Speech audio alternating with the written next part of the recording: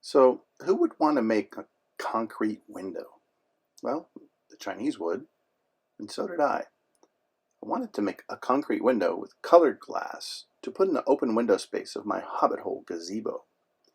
I got the idea for the colored glass from our visit to a garden temple in China. I wanted to make a video of the process and post it on YouTube, but I had so many problems making the window, I really couldn't pull that off. I did, however, with Bondo and Epoxy, managed to get the thing completed, which is what you see here. I have plans for that open center section that do not involve concrete.